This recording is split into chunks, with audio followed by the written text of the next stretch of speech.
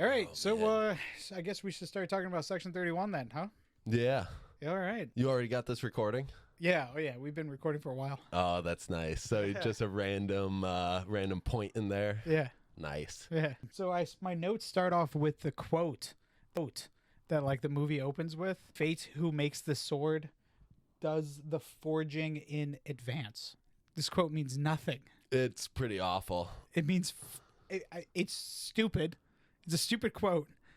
It means nothing to the rest of the entire movie. I think they're making an attempt. A real shitty attempt. It's not even an attempt. You see, the forging in advance would be her going through the shit in the beginning. Her forging, the sword. what San ends up doing, she creates San. She creates the sword and the wielder. Because the sword is the godsend. Is it God's end? Godsend. God damn it. No, you're fucking I'm going to shit on that joke later. So the fact that you actually used it like it might be funny. No, it's really stupid. It would have fit perfectly into an episode of Detroiters, just like that actor fit perfectly into an episode of Detroiters. Did not fit well into this. That's what he's known for, by the way. The shapeshifter guy. He's been, as far as I know, his two claims to fame are a short-lived sitcom on Comedy Central called Detroiters, which I've only recently watched on Netflix. Not bad. Nothing to write home about. I didn't go tell everybody go watch this shit, but it wasn't bad. I watched it because when it was on, which I'm pretty sure it was produced by Comedy Central, they advertised the shit out of it. I thought it was one of their most popular shows. I thought it was one of their most popular shows right up until I was in the middle of watching it on Netflix, and then it just said, "You're done watching this show," after like 7 or 8 episodes of the second season. And I was like, where's the rest? And it turns out it got canceled. It's just not there. There is no rest. Where's the rest of it? I guess Netflix didn't buy all of it. No, it just doesn't exist. He was also in Veep. Oh. Did well. Okay. He's a sitcom guy. Mm. And Yeah, they threw him in here to be funny. He brings a lot of sitcom energy. And it is for sure not what you want out of Star Trek. No. Also, did you happen to look up who this quote is by? No. It is not a BS quote, in case you were wondering. It's not? It is from a ancient Greek tragedy writer. I don't know what it was in. Apparently, he is considered one of the greats of early Greek tragedies, maybe the progenitor, if that means one of the first that created the ideal. Mm-hmm. Or at least is considered that by historians because they haven't found any earlier ones. And they think that he wrote a lot, and they found like 7 full ones and bits and pieces of some other ones. All right. That's interesting. You've done more research on this guy than I have. Well, I saw the name, and I was like, there's 2 options here. That's a real Greek man, or that is a fake alien name that they're trying to pretend this is like a Vulcan story that had this moral. That would have been a kind of a good idea if it was. It would have been even better if it was like from other Star Trek. Like if it was a Vulcan writer or a whoever writer. Klingon writer. Yeah. You know? Just vaguely alluded to. It wouldn't need to be a story that already exists, even though I know Star Trek has whatever side media. Somebody wrote a book that said this is written by Vulcan, blah blah blah. Sure. But apparently it's real. There's hundreds of fucking books, you know. But that actually would have been a good that would have been kind of cool if the writers of Section 31 cared enough about the fan base to tell one of their writers, right? Because they all have them on retain. They're still coming out with books for this era of Star Trek. You know, like Picard. The show Picard had a book for Picard that came out right around the same time. It was, you know, part of their media push or whatever, you know? Was it different stories, or is it part of the same stories that are in the show? It is a prequel to the show. Did you actually read this book? No. Fuck no. Absolutely not. How dare you? I figured I'd check. You like to read. I do. There are a lot of books in this room. It can't all be good. No. No. I just finished hate reading this book. You know what? There's less books in here than you implied when you said that. There's tons of books. There's books behind that row of books. Oh, There's books okay. behind every single one of those You know what? I rows. didn't see They're these stacked behind all the too deep. yarn.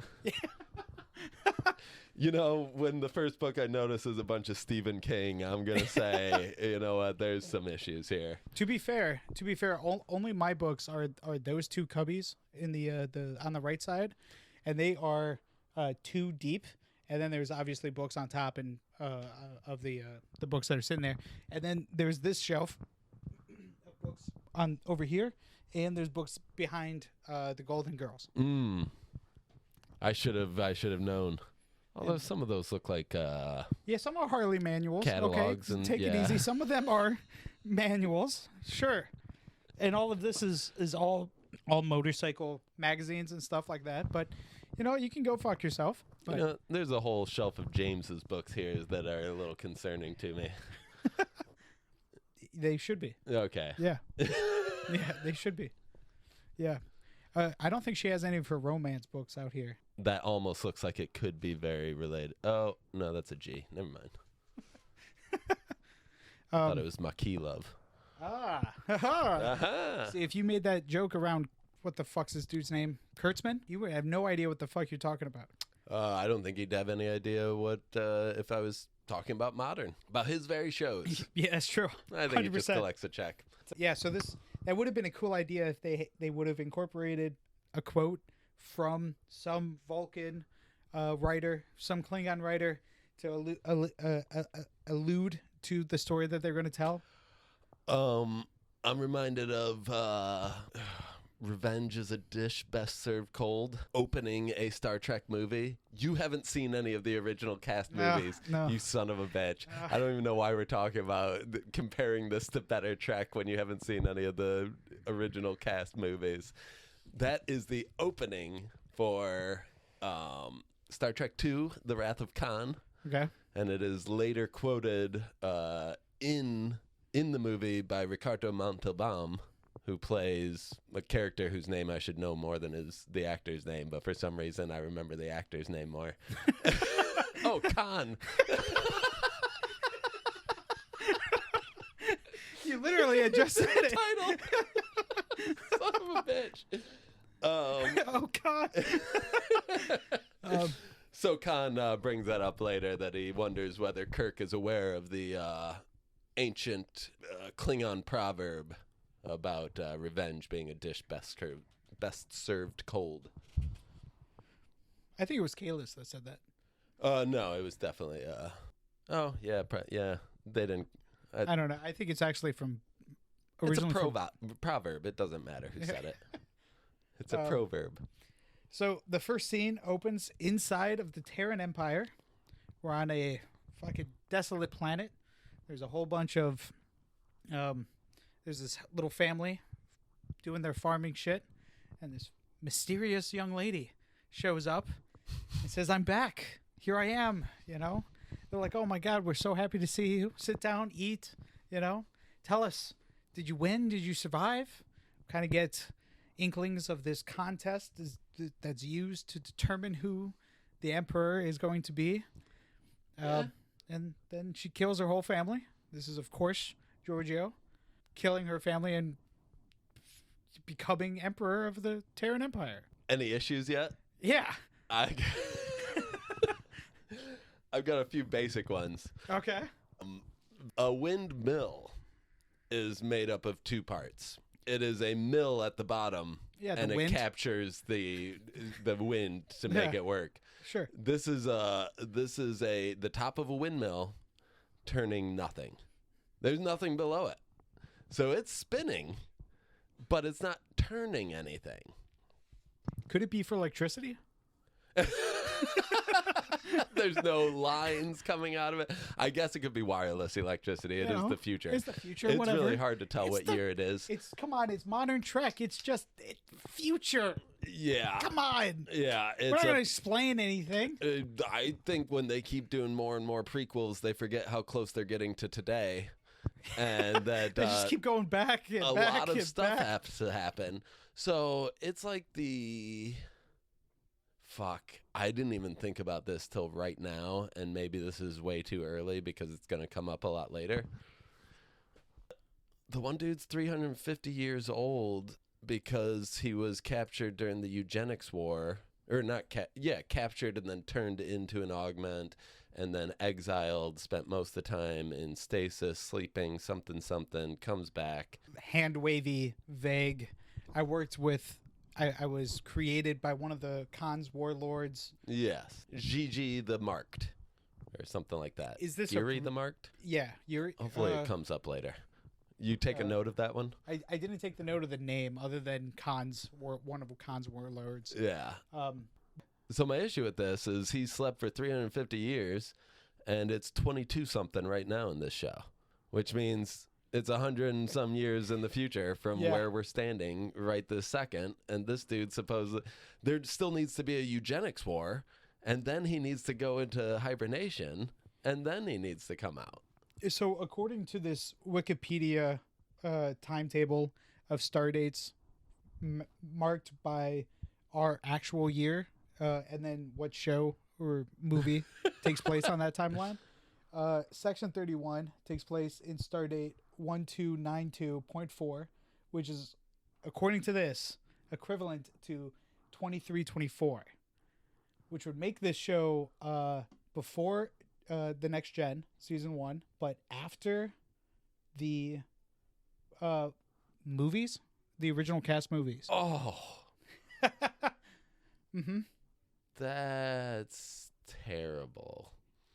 Yeah, all this is terrible. Again, just the sheer numbers don't work up. That's 299 years from right now, today, while we're recording. And he slept for 350 years. And I don't know if you've been paying attention, but no eugenics war, no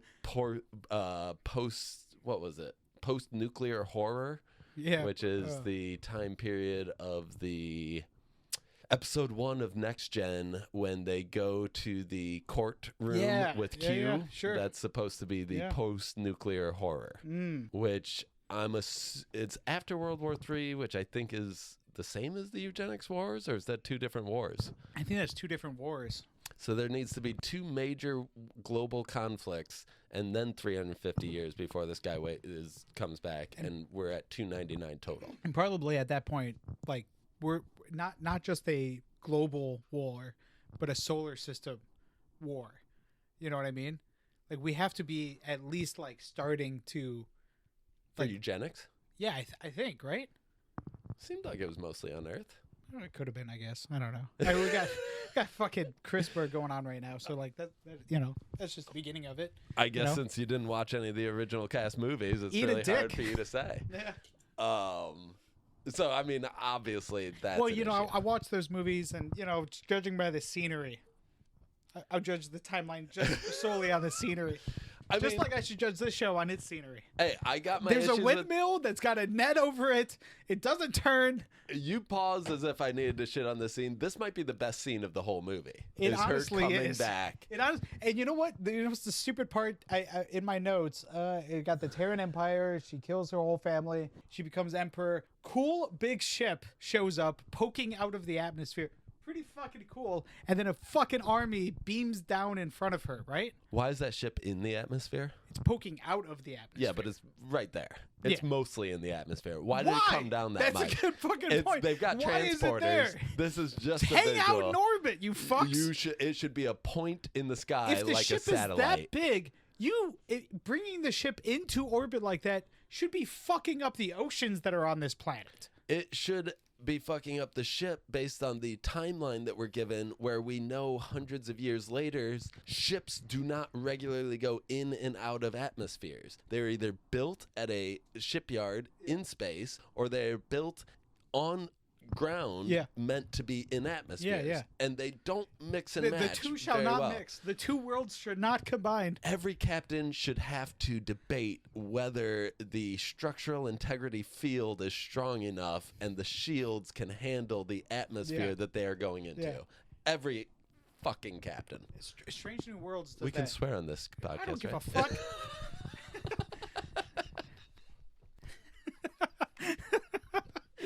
I knew we could swear. We could swear. No, Kurt, we're trying to have a clean family program. We want kids to listen to this. Yeah, we don't want to be God, what do they call Nice. that by YouTube to get rid of Demonetized? demonetized? Yeah, we're I not almost even said monetized. defunded. You have to get monetized before you can get I don't demonetized. get, like, what are they gonna do? So I gotta say, it is one of the best scenes. Yeah. Great camera angles. Yeah. Obviously, a lot of CGI background, and Sure. they have a little bit of issue blending them. But on this scene, I think they took more time and made it work better. The backlighting with the sun and out of focus and this and that, and her slowly talking and building up the story. It made me think it was going to be a much better movie than it ended up being. I did not like just Terran Empire written across the top like that. That felt very much like cool modern movie making, but it didn't tell me enough. And if this is somewhere in the Terran Empire, why is it? I don't know. It doesn't give me a Terran Empire feel. The only thing oppressive about it is the landscape. And, people living on oppressive landscapes typically are on outskirts of empire, and being primarily in an empire, the tyranny comes from things you can see, not from an oppressive landscape. That's true. I mean, like in I hate to make this reference, but in Star Wars, Tatooine. You son of a bitch. I would make an argument, even though in the movies we don't necessarily see a lot of day-to-day life of what life inside of the Empire is like in Star Wars. Yeah. Not in Star Trek anymore, right? But I would make an argument that people on Tatooine are way more free than anybody that's living in the inner system, right? Living near Coruscant, because they're on the outskirts. They're on the fucking outer rim of the Empire, and the Empire's barely there. They're only in Mos Eisley, Now, which isn't granted, even his town. I would probably guess, not being a person who lives in the Star Wars universe, I would guess that the Well, reason, then I don't know if you get to say anything about it. the reason that the Empire doesn't have a bigger presence is because the landscape itself is oppressive. Yeah. So when you see an oppressive landscape, you automatically assume outskirts because they don't need the large presence there. And so to the extent that life is rough at all, it is rough based on the fact that they're Just fucking rough. they're water farmers. They are literally trying to get condensation off the winds to get Yeah. enough water to drink and sell a little bit. Yeah. Yeah. Which is plenty oppressive and looks very much like this planet, but it also, they probably didn't get the next emperor from Tatooine. No. No. Yeah.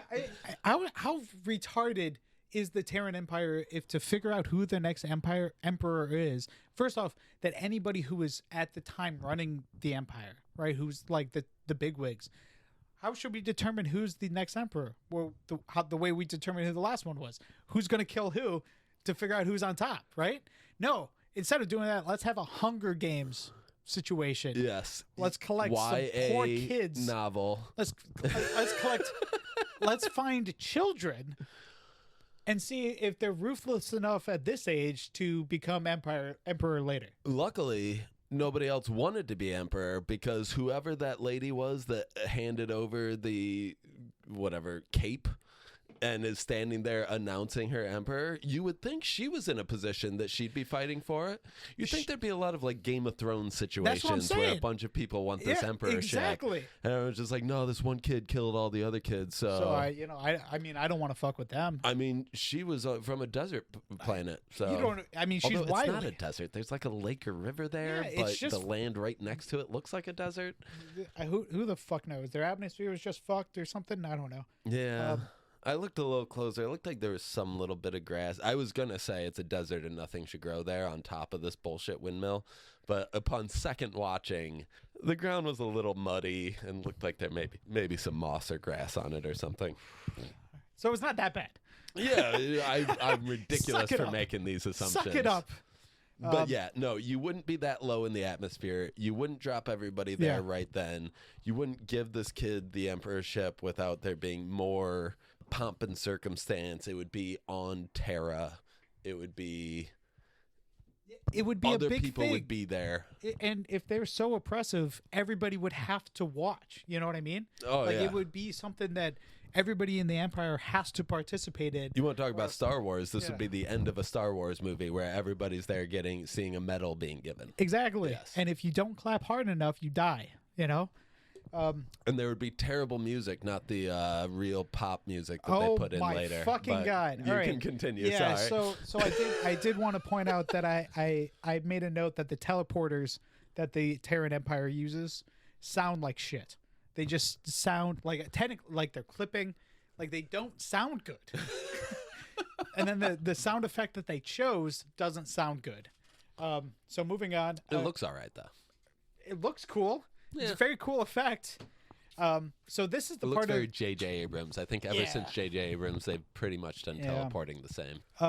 so this is the part of the movie where I lost all my hope for the movie goes out the window, because after that scene, after she burns San with the blade, right? Cuts to black, and then we get a fucking briefing. This is awful. I felt like I was in a video game. I'm not gonna lie. Just not to go backwards already, because we've already talked a lot about this 2-minute scene. I felt it was video gamey the way that they put the title Terran Empire over the house as the kind of camera swoops in, even though I know no camera was moving because that's not a real set. But it's that title across the top. You know, again, some of this is just me being a crotchety old man, but it felt new age in a way that didn't feel right. And again, it just wasn't enough information because it did the other things that didn't make sense in it. But yeah, this briefing felt so much more video game.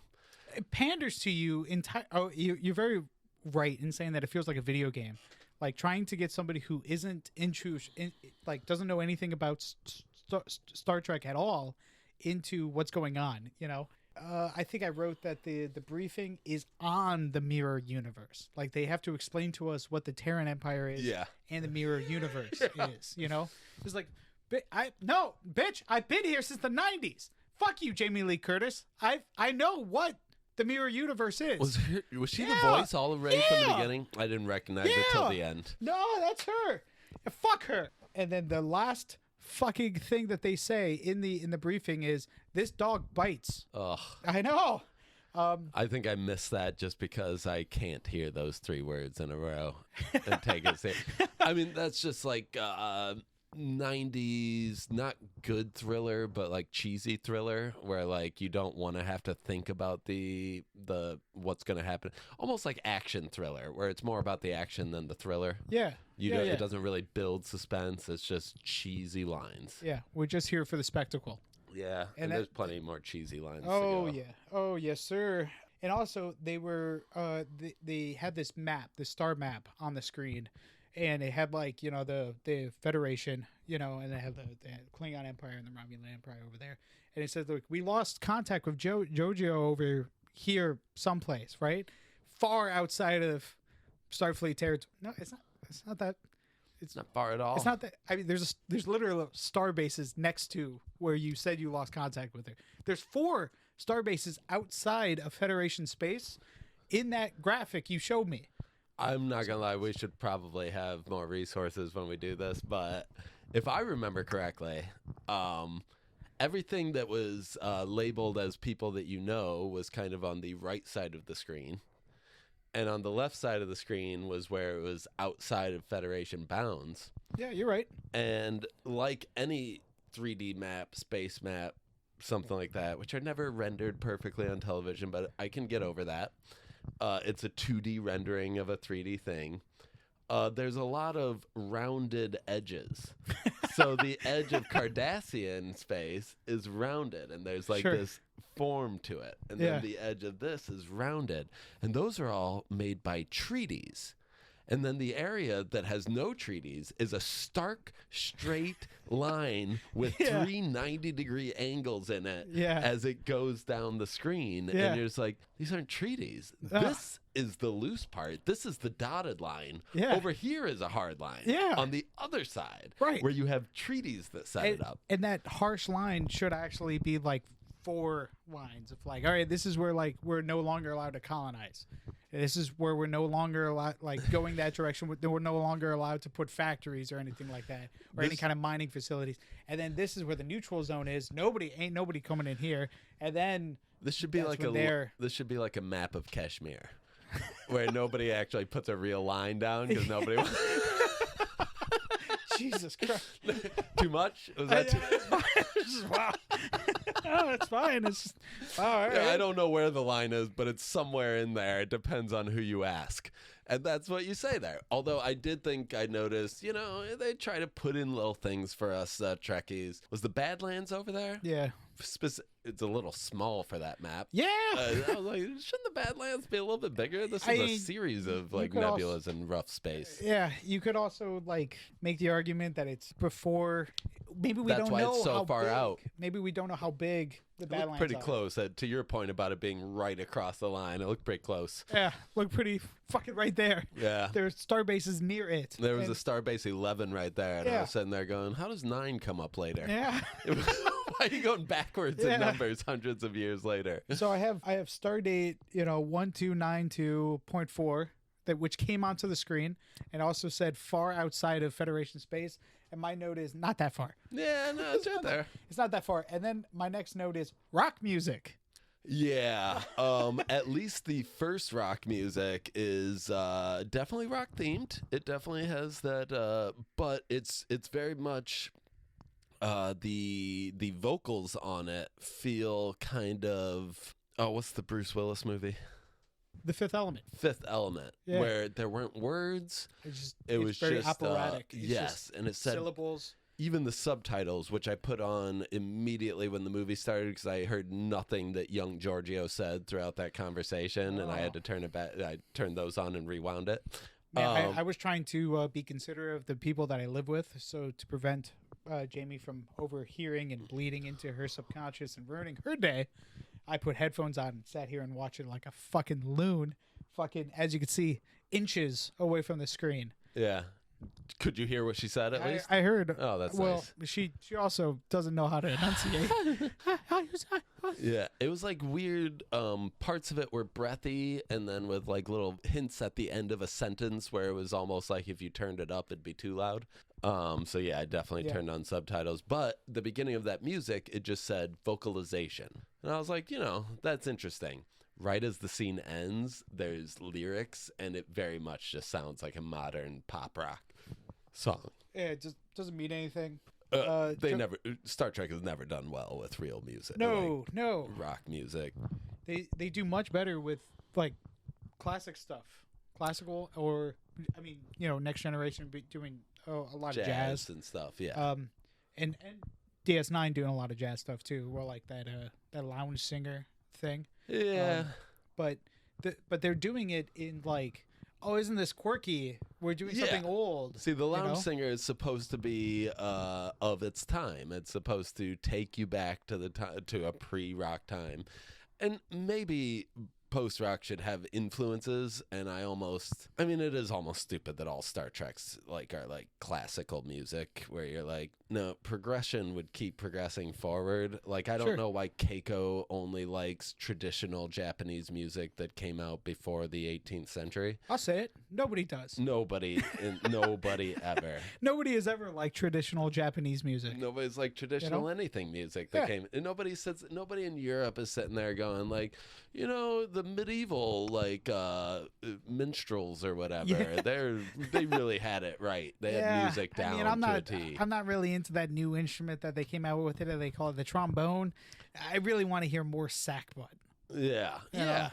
Whatever happened to one of those pan flutes? Yeah. What was so bad about that? I mean, my kids know how to play the pan flute, for God's sake. Why are there so many strings? 3 is fine. 3 is good enough. It was fine.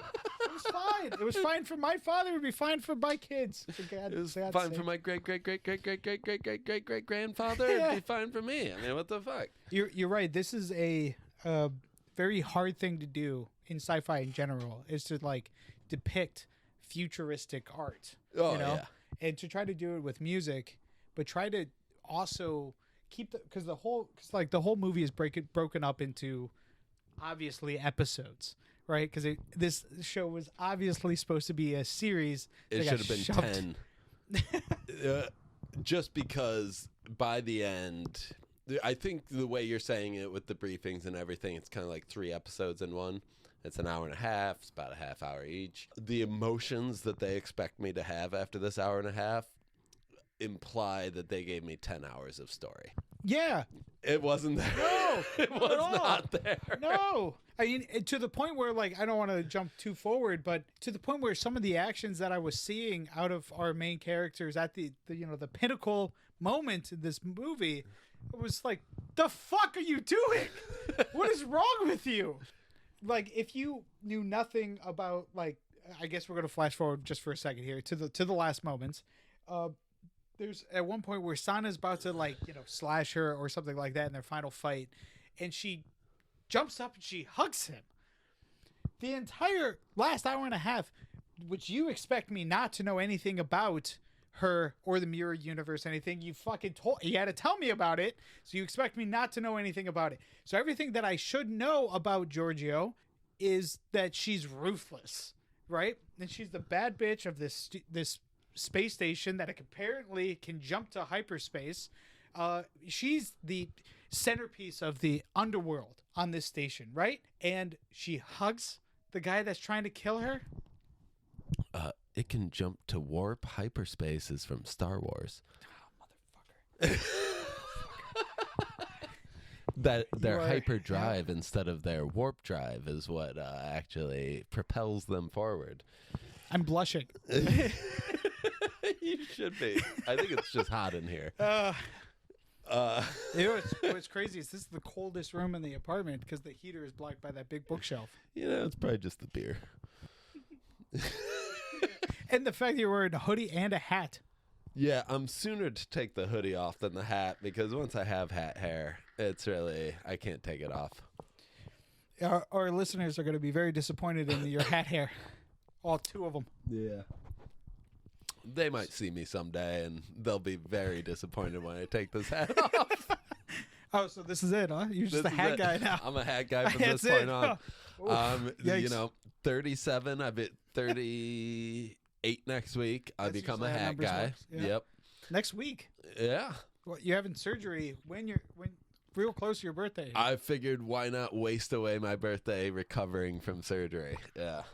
I mean, you're going to be off of work?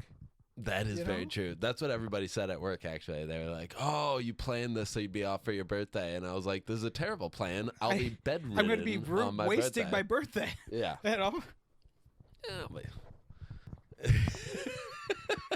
You've been missing a lot of work. I wouldn't say I've been missing it. I mean...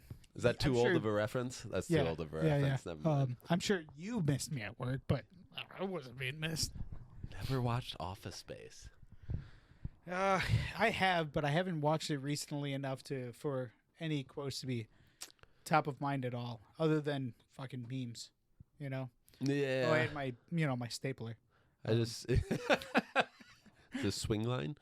My brother, I just saw him watching Louder Milk.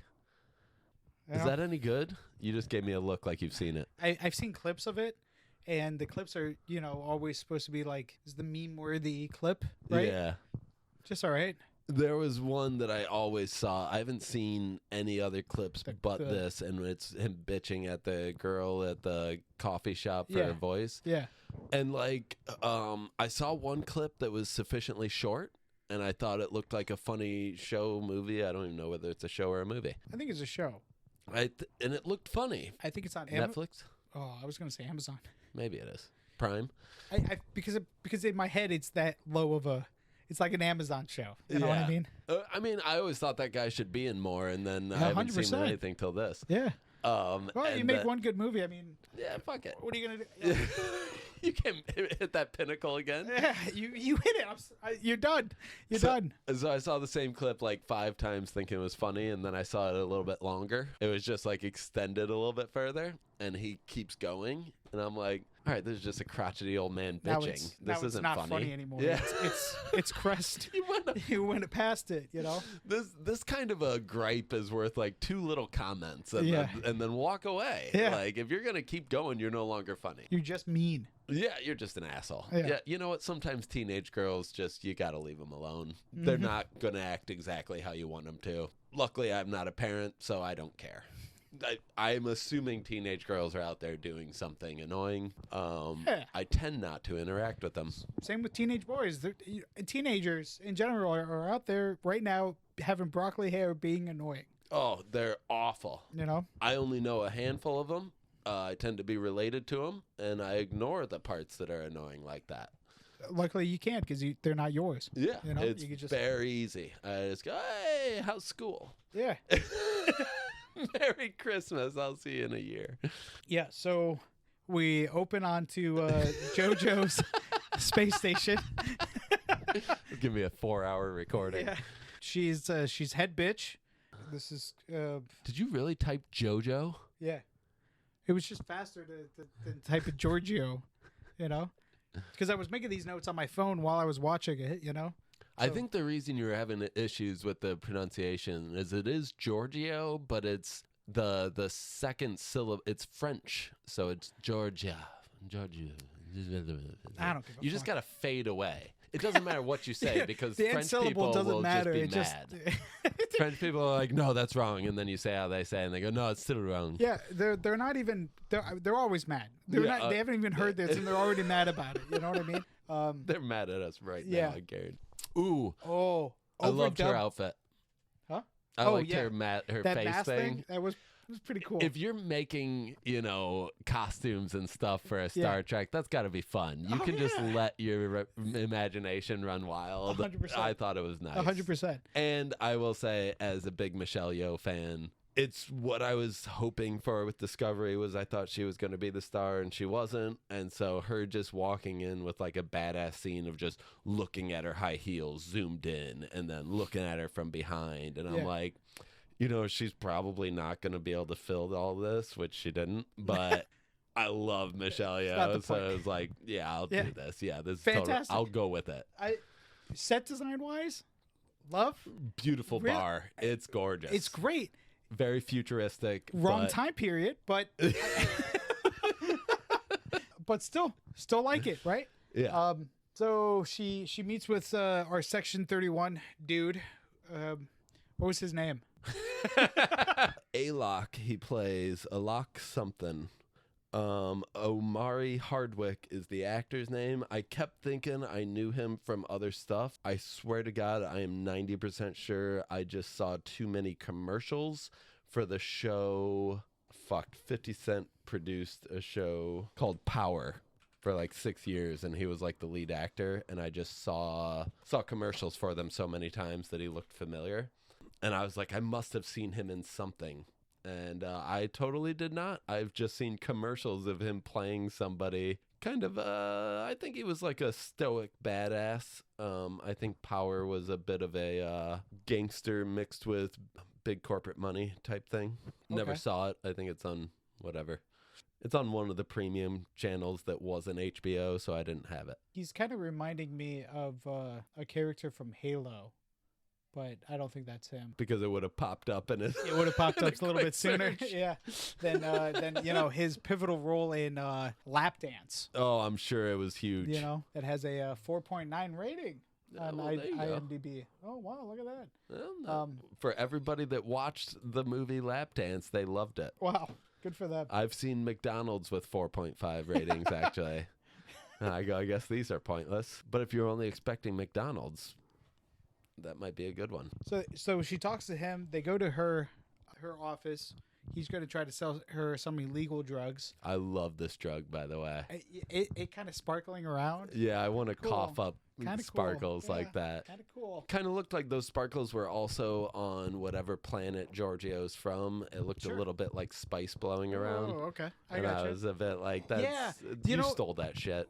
In that first scene, when we're like kind of panning down to the farmhouse, there's like shit blowing in the wind, and I thought it was like tearing in the like screen quality, and I was like, are you trying to like do some sort of like film effect on top of this or something like that? And it just looks like shit to Yeah. me when I was watching it. No, it was intentional. Yeah, and it's intentional literal shit flying through the air and stuff. Yeah, no, the only tearing was tearing up that windmill from it all. Oh, got I him! brought back how pissed I was about that. Continue.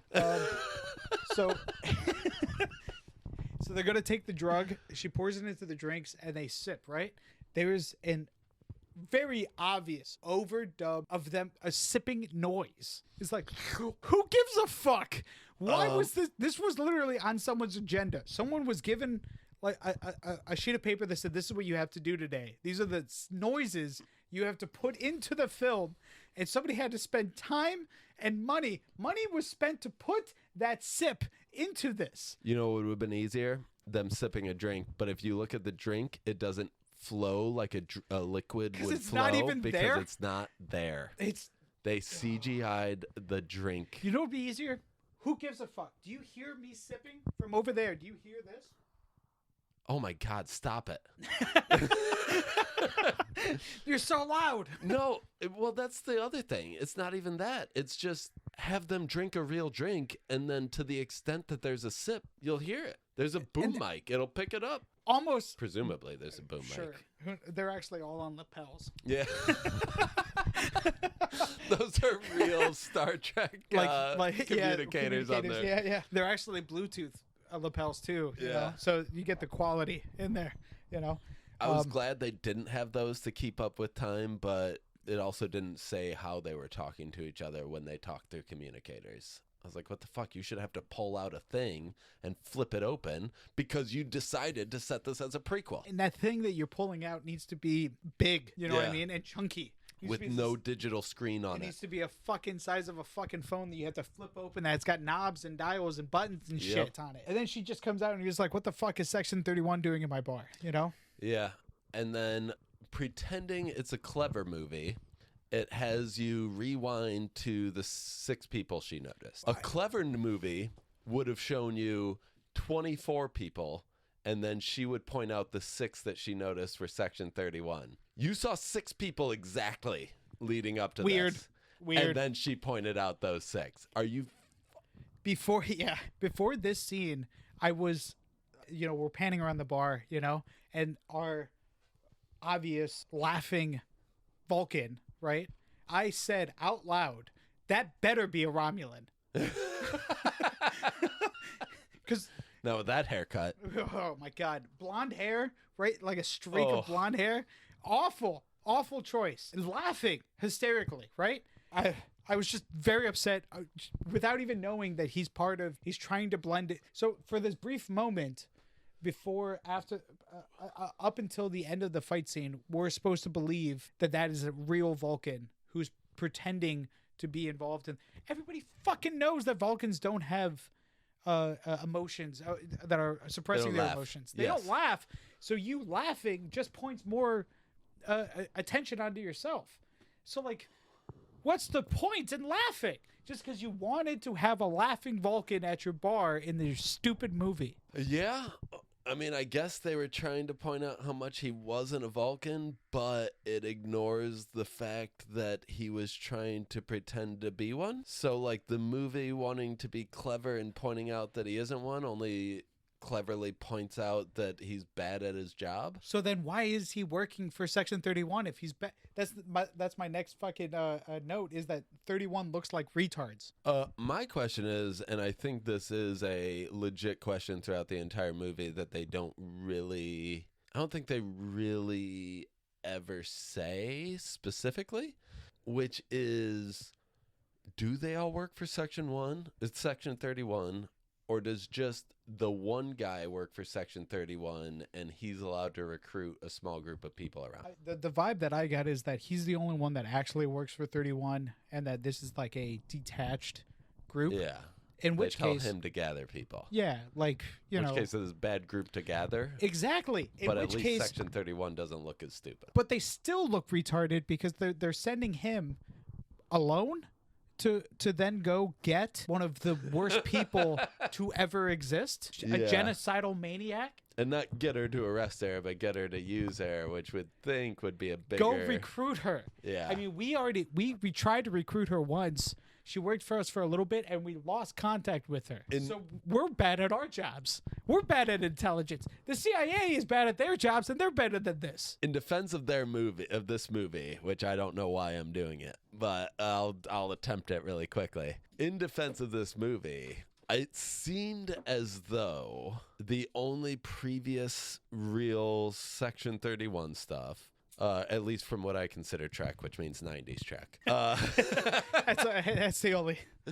Section 31 is, I mean, it's vaguely almost a one-man show in DS9. And to the extent that it isn't, and you can imagine what else it could be, it's a loose network of guys that are each their own one-man shows, which, quite frankly, since you brought up the CIA in the real world in comparison, I think the CIA does a little bit of that, where there's so much disconnect that if they ever need to drop a wing, they just drop it. Sure. And there's no information going back and forth. So, you know, the fact that somebody did something, nobody else knows for sure whether they did. But if it might have come from us, you maybe help cover it up anyway. Yeah. Yeah. That's fair. But this guy, Alok, is one of Khan's mutants.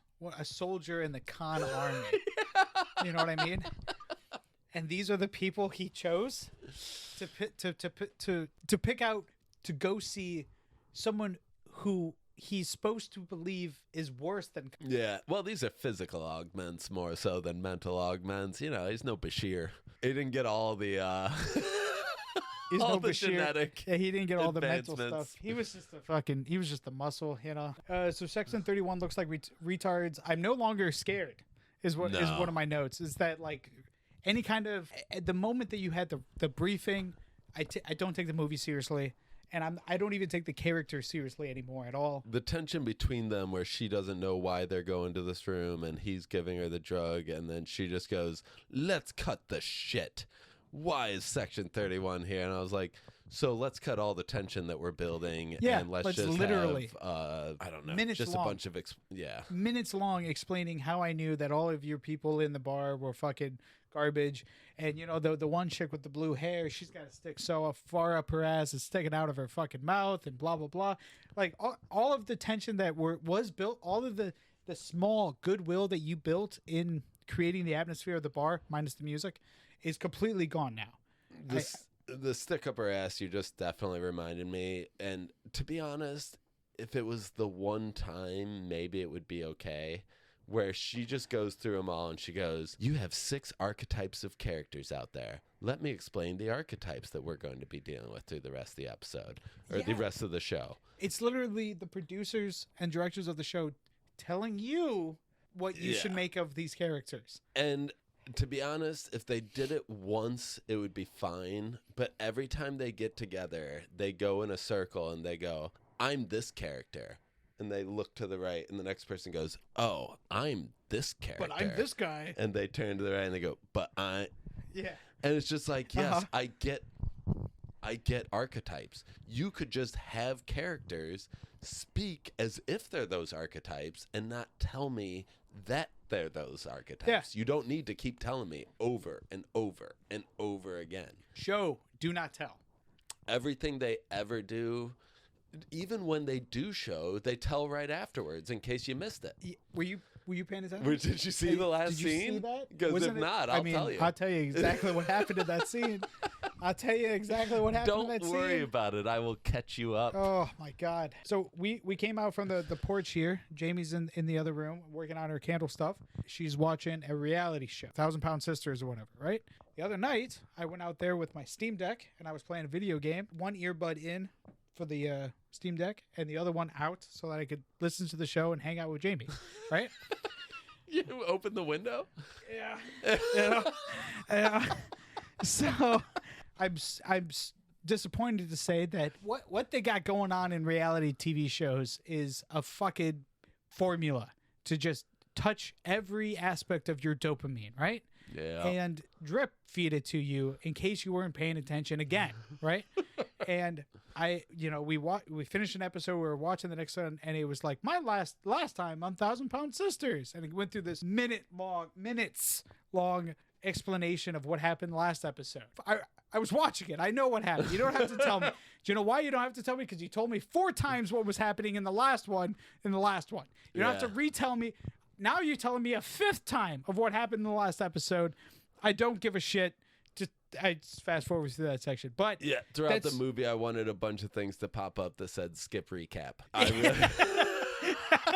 I was waiting for that. Yep. Unfortunately, Paramount Plus doesn't have that feature anymore. You can't really skip the recap. Well, Paramount Plus often doesn't have skip opening. Even though it had it the last 3 episodes, all of a sudden the next episode it just doesn't work gone. that time. It's just gone. At least Amazon Plus, if it doesn't pop up, if you hit pause and just like whatever enter is in your world, it'll just skip the recap and skip the opening. No, Paramount is 100% the worst streaming platform that's ever been created. It's the worst. I bitched about it so much a year ago, and I was talking to my brother when I found out this happened. Apparently they were just starting to get into like live sports and stuff, because all the streaming networks have to, because, TV and cable is going to be gone. And they want to capture that and not just have you get on ESPN.com or whatever the hell, because that's still owned by Disney. So they, Paramount got the Super Bowl. And apparently, halfway through the Super Bowl, like millions of people, it just stopped, went black.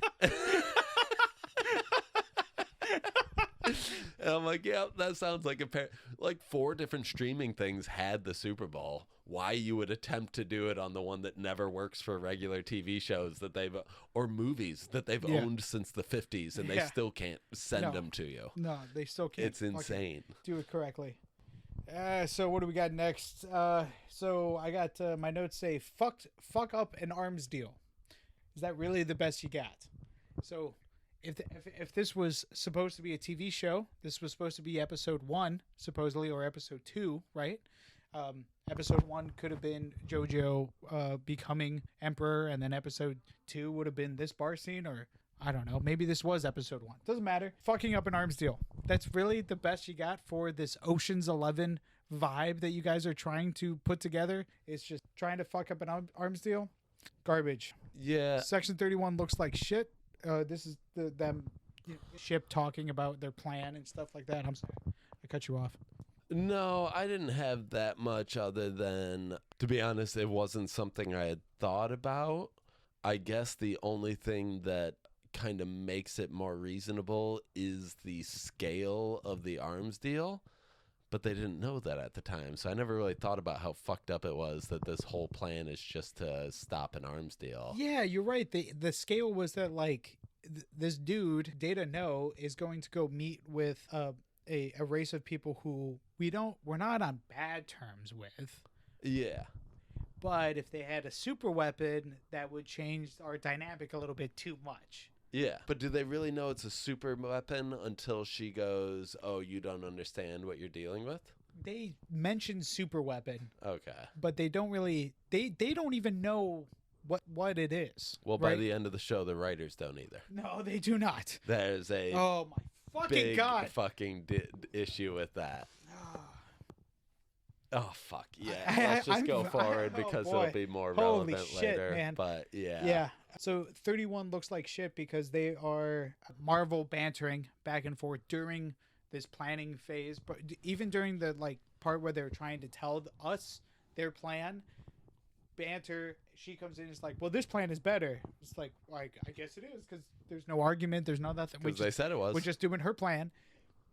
Marvel banter ensues. Everybody bickers around with each. I'm fine with a ragtag on the outskirts of society team of black ops agents bickering with each other. That makes it interesting. Yeah. But this is Marvel bickering.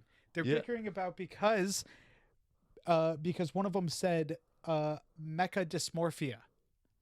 Yeah. Or they call him like Tin Man or something. They make some sort of joke that he is his augments. You know what I mean? Well, he's saying, she says you look like a Swiss Army knife, which doesn't make any sense. I don't know if anyone's ever seen a Swiss Army knife. That's not a... They look way more sleek. That's not an interesting description here at all. There's so many comparisons that you make a giant suit like that to versus a Swiss Army knife. And then he says, "You don't understand or you're insulting me." She says, "No, I'm insulting the suit. I am the suit." And then he calls him mech dysmorphia. And then the guy goes, "I don't know what you're saying," or whatever he said. Yeah, it doesn't. Yeah. It's brain rot is what it is. It's brain rot. And he says, "I'm taking that offensively too, even though it's too big of a word for me to know what you're saying," or whatever. And again, it's the exposition of just, let me define each character. This guy is dumb as rocks, which you could just have him be vaguely dumb. Like, it doesn't need to be, "I can't understand what you're saying by mech dysmorphia." Like, I don't know.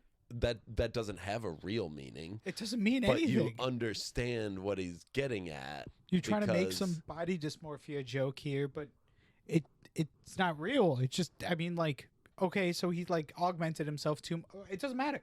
Like, Yeah, man, that's an even worse joke the more I think about it. yeah, it's dumb. It's so dumb. It's so dumb.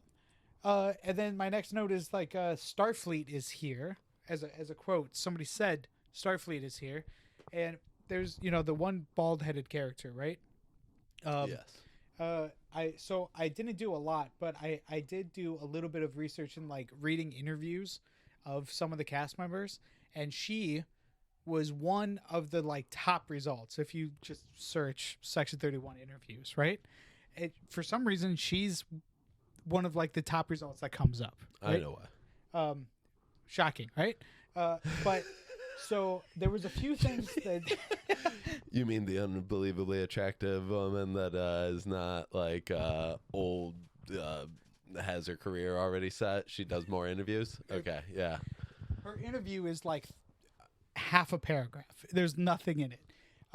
But because in the show, what's her purpose? What does she bring to the what does she offer to the show at all? Dies pretty early. She dies literally in the next scene. Yep. Right?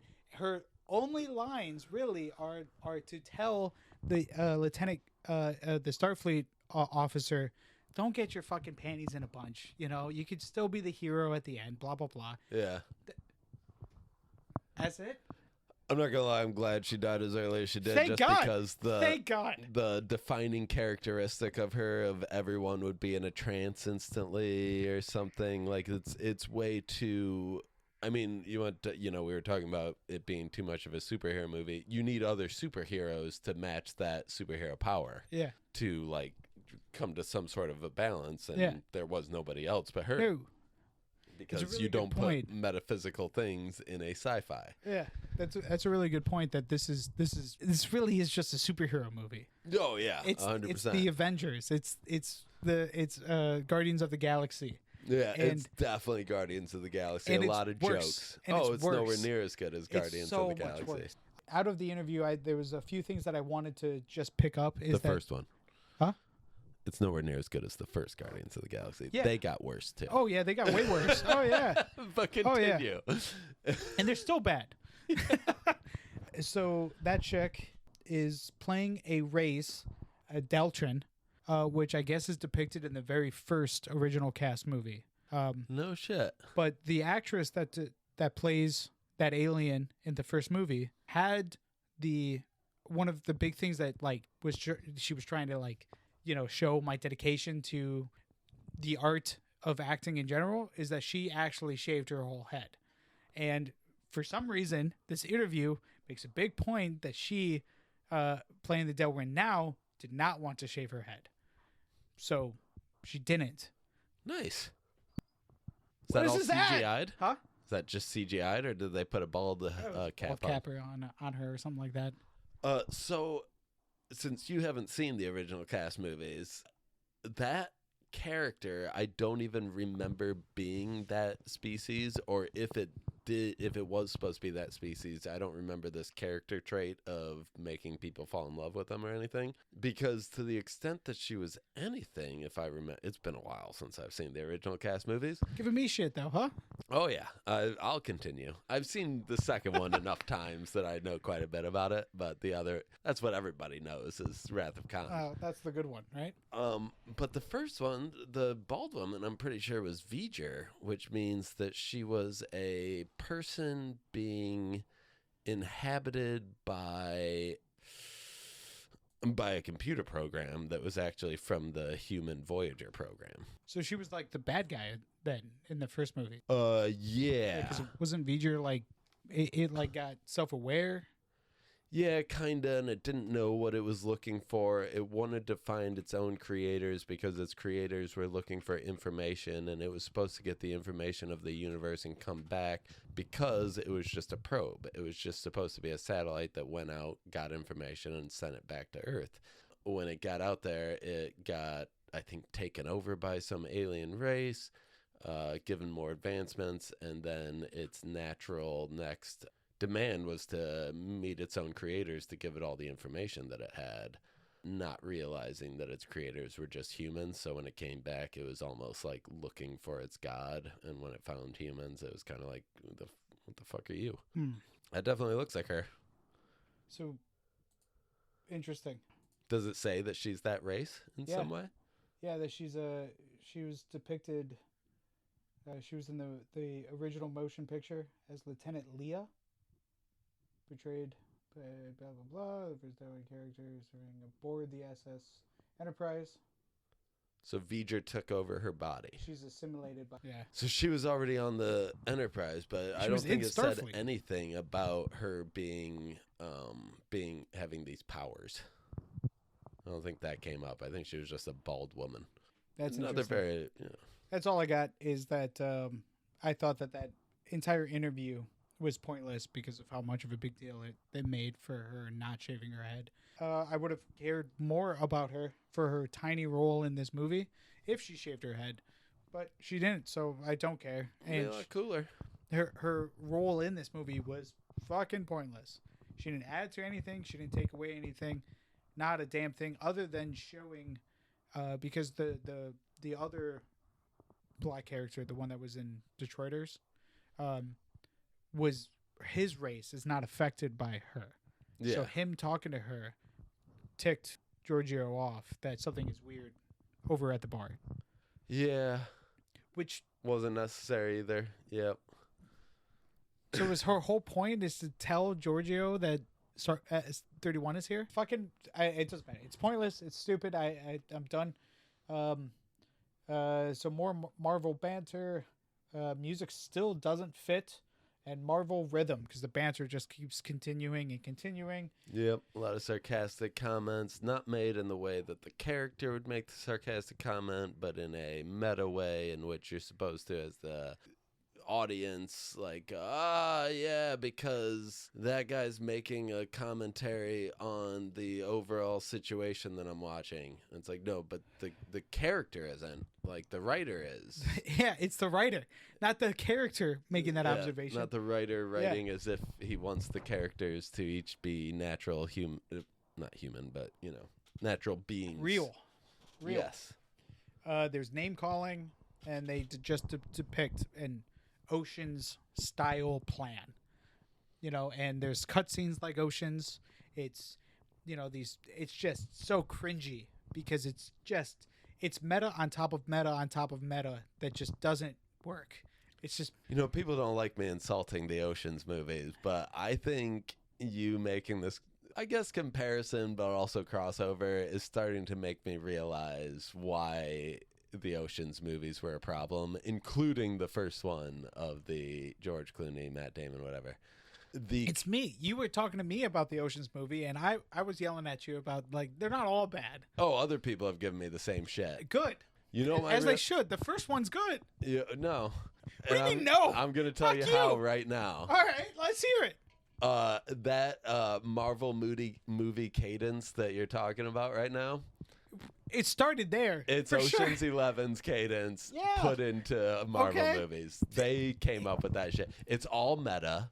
Every joke is about how that's Matt Damon, not whatever his character's name is. That's Brad Pitt, not whatever his character's. You know why I don't know any of their characters' names? Because it didn't fucking matter. He was playing shy guy that Matt Damon. You can't imagine a movie star doing that. It's like, yeah, I can. Matt Damon was actually a good actor when he was a young actor. He's actually doing it right now. I can't imagine He it. did lots of really there he different is. characters. Yeah. I can That's imagine true. that. Yeah. In fact, Brad Pitt also did that, early in his career before this movie. So I have seen these guys play lots of characters. Like, no, you're thinking of them as movie star. Can you imagine them making this comment? Like, yeah, I kind of can. Yeah. It's fine. Yeah. It's not that funny. He's got a great range. He's played a lot of characters. He's got a pretty good range. I can imagine him doing tons of things that he's Lots not of doing people in this become movie at the moment.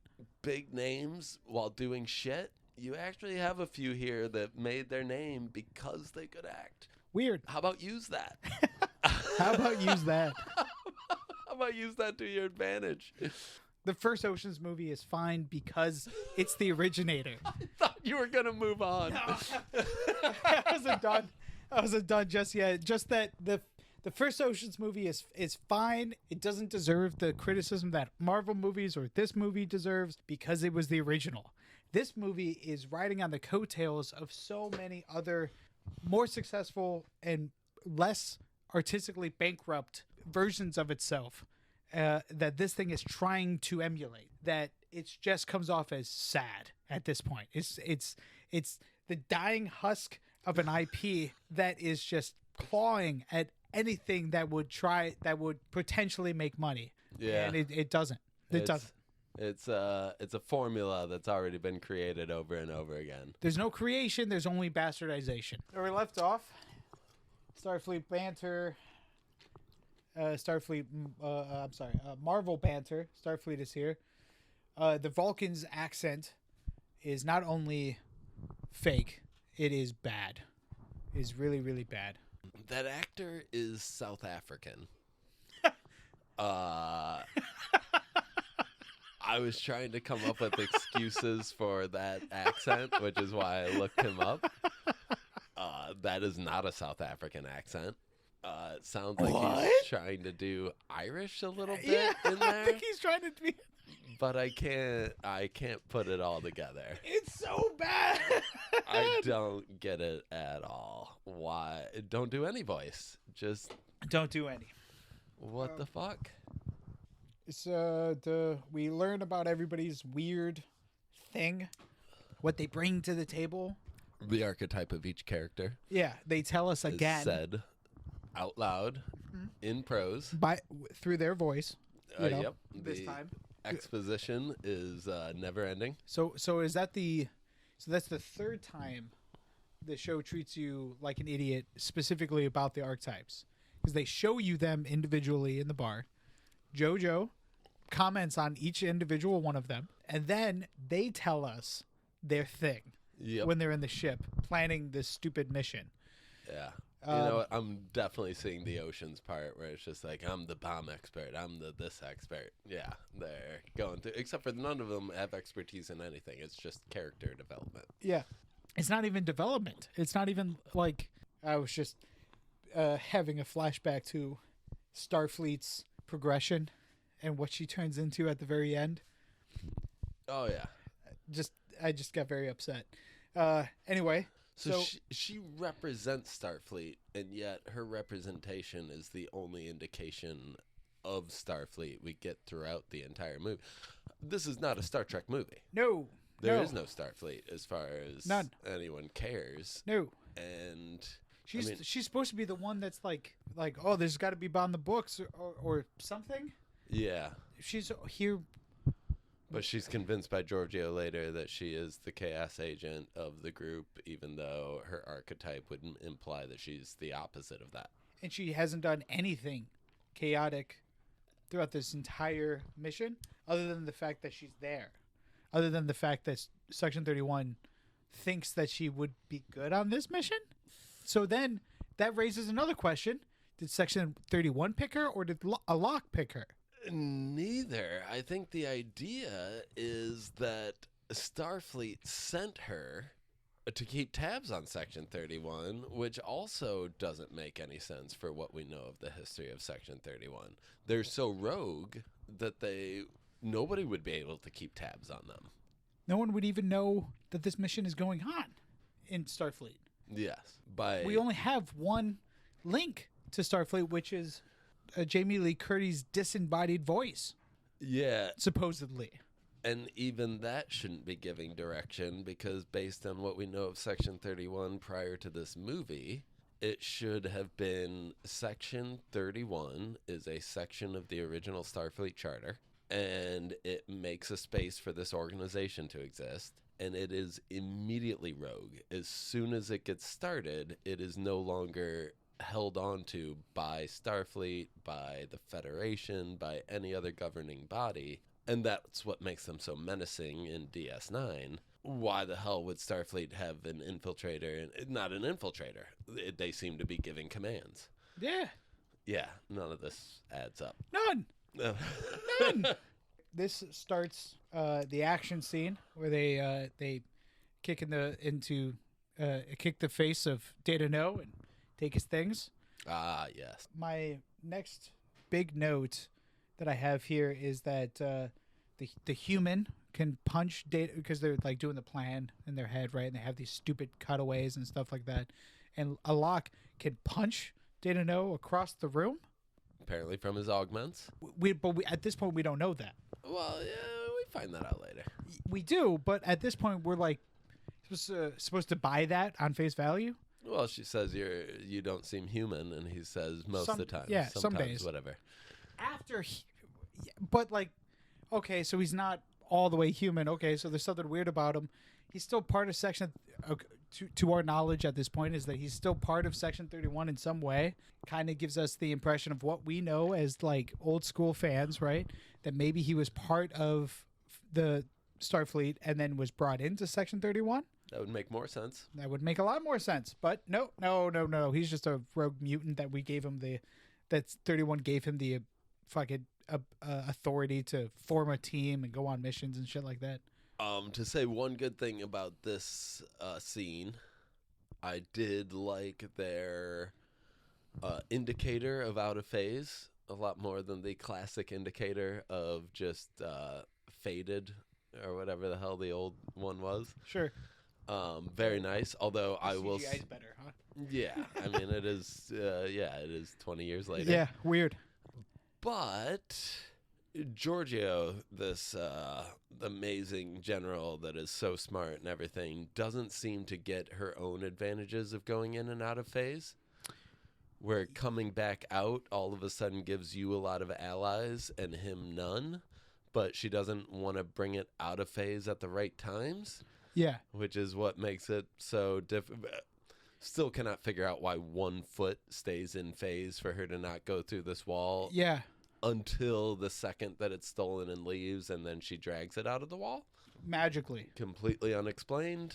I have, because I was trying to pay attention, because the movie kind of wants you to pay attention to when they're in phase and when they're not in phase because of how well the graphics are, right? Yeah. And because they go back and forth a few times in this fight. Yeah. And they make a point of like zooming in on their belt and like she taps the thing, right? And I guess the foot is because it's like low on battery or damaged in some way. Sure. So there is a little bit of her not being able to control all of it, but it still doesn't make any sense that it's 1 foot. And I'm assuming she keeps going into phase and not taking the advantages of being out of phase, right? With this masked assailant is because she still needs to get the case, which is still in phase, right? Or out of phase. It's still out of phase, right? Yes. The pods are turned on it. It's not here. She still needs to get it. It can, for whatever reason, they can manifest through walls, but not floors. And in defense, that is a classic mistake of this show, and Next Gen did the same thing, and Geordi and Rolaren never went through a floor in spite of the fact that they went through computers and walls like crazy. Oh, yeah. Okay. All right. I can suspend that disbelief. All right. I will, I'll give you the benefit of the doubt, Section 31. But why can then the case, which is out of phase, bounce off of a bar and then into a wall? There are just a few things that I have like notes that say like you could pass through walls but not a desk or a table or a floor. It's just me losing perspective of like what's in phase, what's out of phase. Is it turned on? Do they turn it off? Do they turn it on? Shit like that. I think what's supposed to be one of the coolest parts of the fight is them being out of phase with other random bar patrons. Yeah, so they have to sit there and watch. Yeah, and they even go through a couple of them for a minute. Very cool. Very cool. A very cool idea. I think that's almost the one point where it does the CGI breaks down a little bit, and you just go, you made this quick to hide the fact that this wasn't working that great. Yeah. And I do the more that I'm thinking about that scene now, I do think there are moments where like the graphics are not clear as to what phase they're in, and you like lose track of what's happening. Yes. You know, and when you have a spectacle fight like this, the spectacle that you're showcasing is this weird CGI thing that you could do, right? So you kind of have to make sure that it's good, like the entire time, so people don't get One would confused. think. And I know you guys are doing a lot of that motion blur, fast camera action, quick cuts to simulate a lot of motion, a lot of stuff happening without a lot of stuff happening. But you got to at least pay attention to who's doing what, when, and where, right? And if your audience can't follow that, how the fuck did you guys? You guys didn't follow this at all, could you? You couldn't follow your own fucking fight scene, huh? I came to the conclusion eventually that they're not using a lot of body doubles. And I came to this conclusion mainly by some of the actors that are in action-y scenes. We mentioned the guy from Detroiters whose name is escaping me right now, but Sam Richardson, who plays Quasi. He makes some dive late in the movie, and it just looks terrible because he's not an action actor. He's a comic actor, which leads me to believe that, you know, some of these scenes, they're really just trying to take advantage of the fact that Michelle Yeoh can do a lot of things. Yeah. She's also 62 years old. Yeah. She can't do everything that No. she used No, she cannot. used to be able. No. She can still do a lot more than me. 100%. I'm sure she actually took a few steps across some tables, and I wouldn't have half the balls to do that because if I slip once, I might not move again for the next 6 months. Yeah. So she is amazing. You slipping off a table at your advanced age, I would not want. I would not wish that on my worst enemy. Advanced, but considerably younger than this. Yeah. You know what's the crazy part is you use your body all day too. Yeah. You're Yeah. damn painter. I don't. Yeah, I wouldn't fall off anything though. I would. That's really fucked up, man. That's really Even fucked if up. you paint every day, which is a physical job, if It you is. fall off something, you still might not be able to move for a while. Yeah, that's true. That's true. We'll leave that story alone, and if we have more shows, then eventually it'll fill in why that's funny. Eventually, you know, that's we'll save that for the Patreon. That'll be a Patreon. We'll save that for when it's enough in the past that you find it funny too. I found it funny that day. Anyway.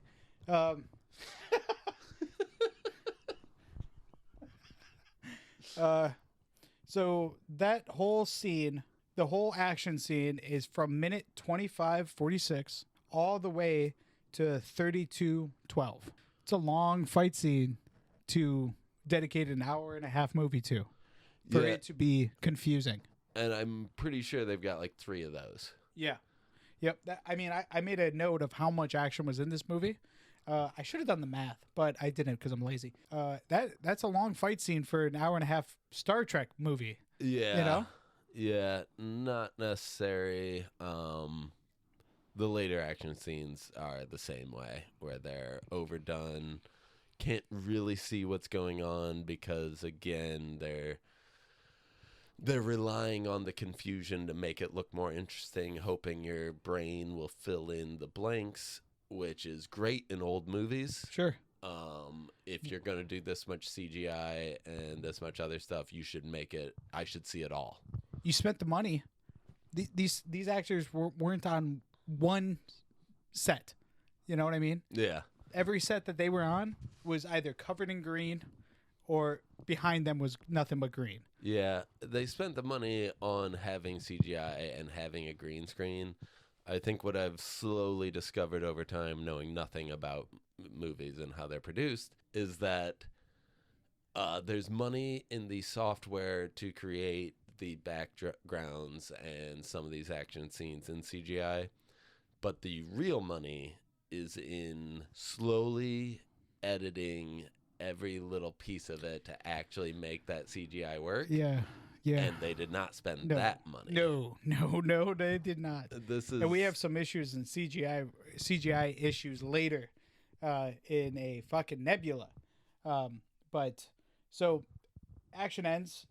We're next found with a dramatic flashback to the weapon's backstory of JoJo being presented the weapon and Sand killing himself. I just thought this whole scene was very pointless, and I lost any kind of respect for Sand at this moment because I thought he was a coward, because he didn't want to. His motivation for the scene is that he's killing himself because he doesn't want to live in JoJo's empire, right? Nobody wants to live there, right? Is what he says, and he feels betrayed by her, blah blah blah. But yet he still gives her her all-purpose kill every single atom weapon. Yeah. I mean, I hope you're embarrassed that you thought he was a coward and found out later that he lived through this. I'm not embarrassed because I still think he's a coward. Oh, I still think he's a douche more so than a coward. But the issue is the engineers that all killed themselves on a completion. So they were all very well aware that this shouldn't be completed, but decided not to take their lives until the very people that could complete it had it completed, and then they were like, I'll kill myself. Even if they were so brainwashed into thinking that completing this weapon and then killing themselves is the perfect way to serve the empire, then they're still Sand is her right-hand man, right? But they're not doing it to serve the empire. They're doing it in protest of her. I thought they were doing it because that was her orders. She wondered where they were. She said, where are my engineers? And he said they all killed themselves on completion. And now I'm killing myself. Nobody wants to live in your world. Yeah. So they killed themselves in spite of her. It's even worse than what I thought. They're awful. Well, yes, they're even worse. They're enabling, and then they're running. Yeah, that's even worse than cowardism. But he's a coward because he didn't. He could have. I'm sure he could have interfered with the building of the weapon to begin with. Somebody should have. No, we'll just have that doohickey hanging out. Whatever. Just don't ever think about that. It's modern Trek. Don't think about it. Just moving on. Spectacle. Back to the spectacle. Yeah. We're going to now. What are we doing? Although that is the point, right? It's an emotional scene. It doesn't make any sense if you stop to think about it. But if you move on fast enough, it seems like yet another tragic thing. And it seems like a moment where Giorgio maybe is starting to question some of the things she does, which made me start to think, did I miss some stuff? Again, I don't watch a lot of modern Trek. Was there anything in Discovery that made it seem as if, she had some sort of conscience that was starting to come through? I don't seem to remember that. I think I saw as much as she was in. That was the first season, right? First and second season? I don't know. I saw a little bit of the second season. I don't remember it.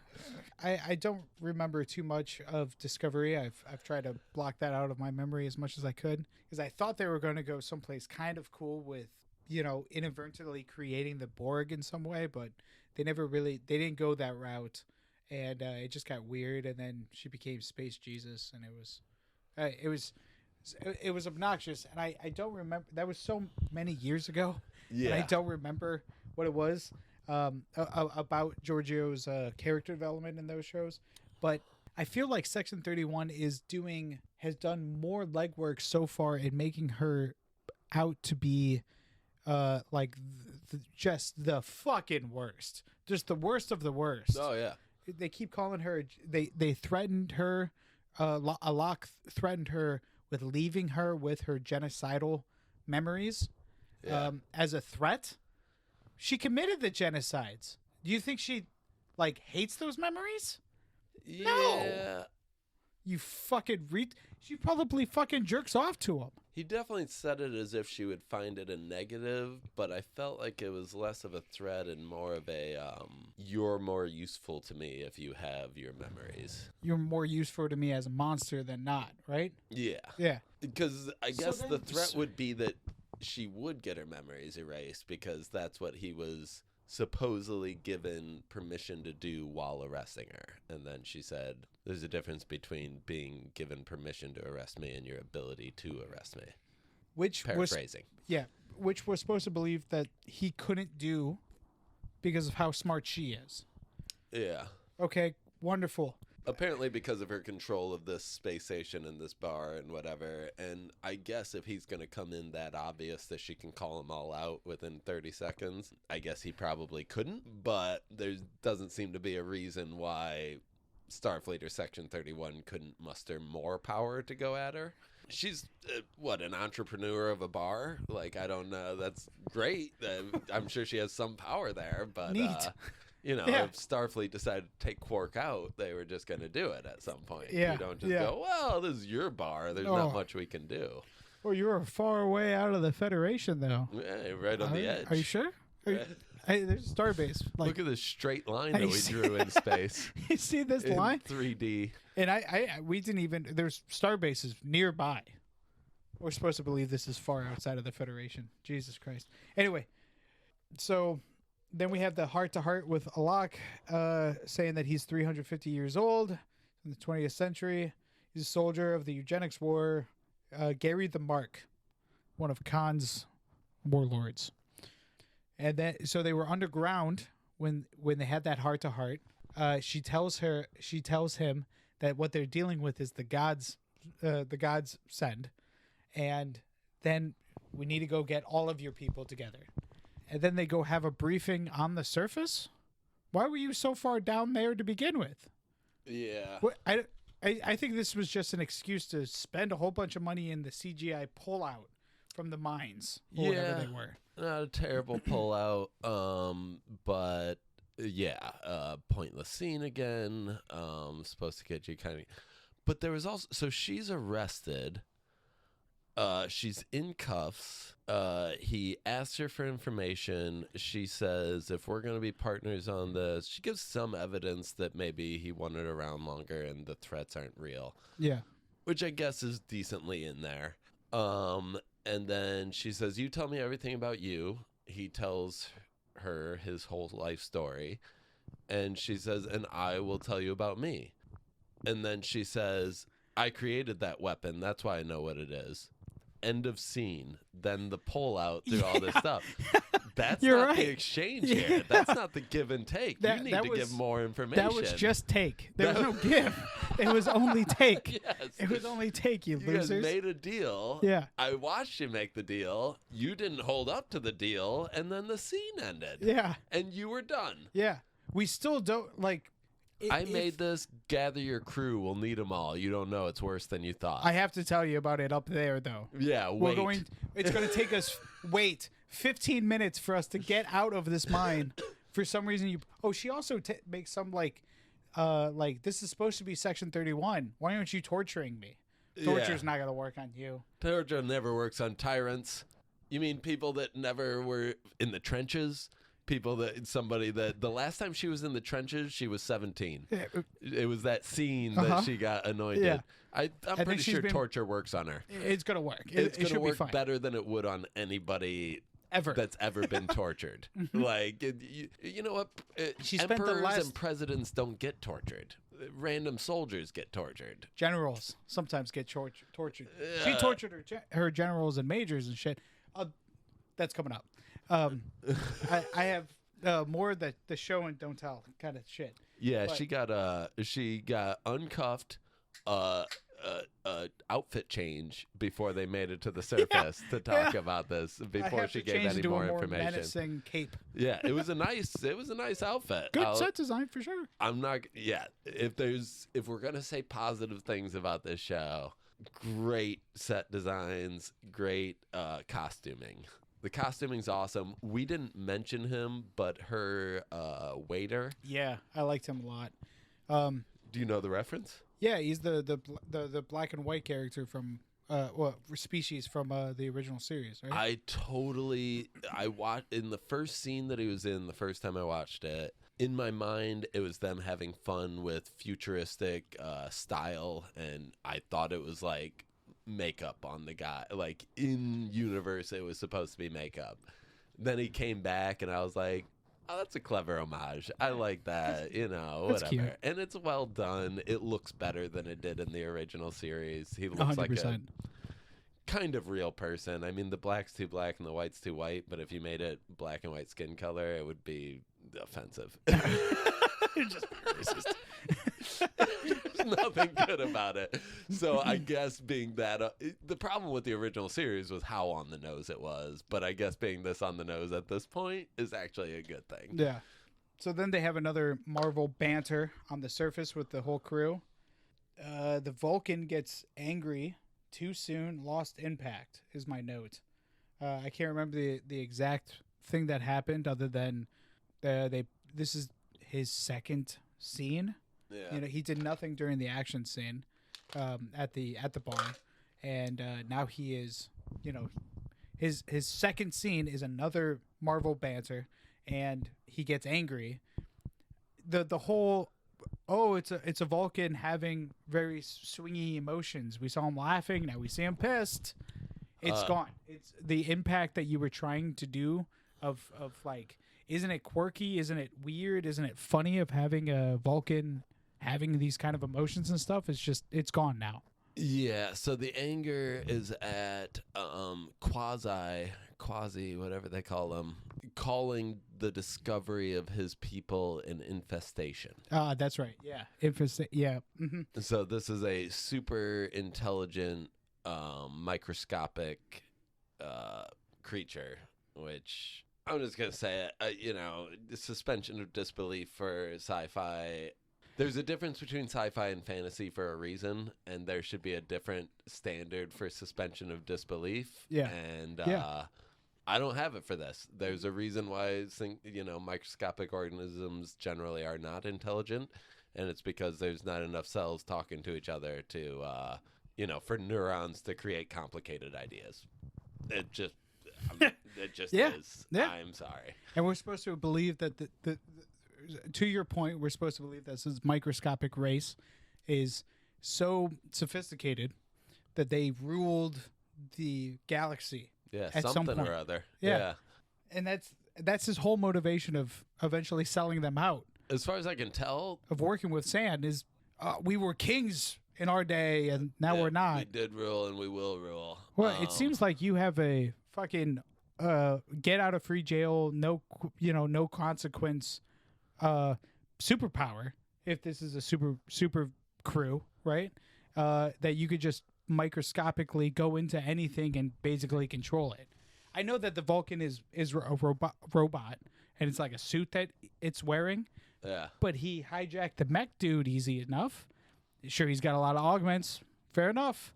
But you guys can't fucking go into a ship and just fly it without any of these kind of body. You did that here. And he was supposed to do it to Data Noah as well. Yeah, he was supposed to hijack Data No.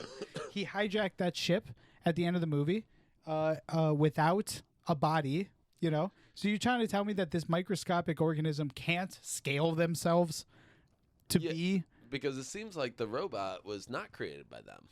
No, they got that bought separately. it someplace. Yes. They said Starfleet bought it for them. Yeah. So this microscopic organism was roaming around. This person was roaming around, banging chicks, being in the underworld, getting Locke's attention without a suit, without like something to walk around in. And admittedly, a microscopic organism having 190,000 offspring makes some amount of sense, but if you're going to call them an infestation, sounds like an infestation to me. Yes, it Sounds does. like cockroaches. It does not portend a group that can form a civilization and conquer anything, any worlds, or anything. I mean, if you have 190,000 children fighting for whatever the next king, Yeah, you're gonna have problems. yeah. the whole it seems to me that the whole point of having that many a species to have that many offspring at a time is because most of them are gonna fucking die. That's usually why you do that. Yeah.